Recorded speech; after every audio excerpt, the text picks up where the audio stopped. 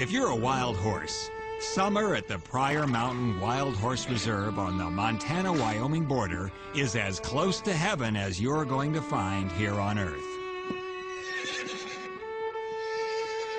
Winters can be harsh, but summer pastures are emerald blankets of eminently edible greenery.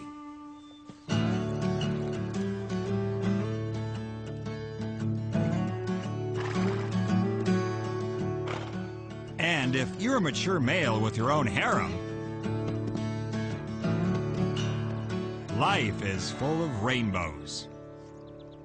Well, most of the time.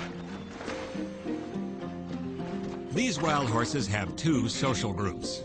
The first is what's called a harem social system. Here, several mares and their foals are guarded by a single dominant male. This dominant male is 10 years old. He chances upon a pile of droppings called a stud pile.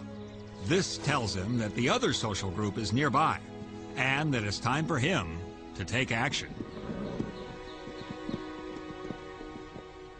The other social group is this band of young bachelor stallions, each looking to establish its own harem. The dominant male moves his harem to a safe distance.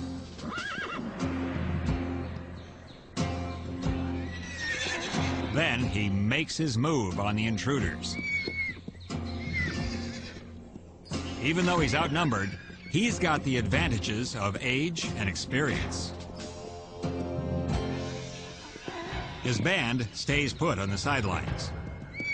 Then the dominant male kicks butt.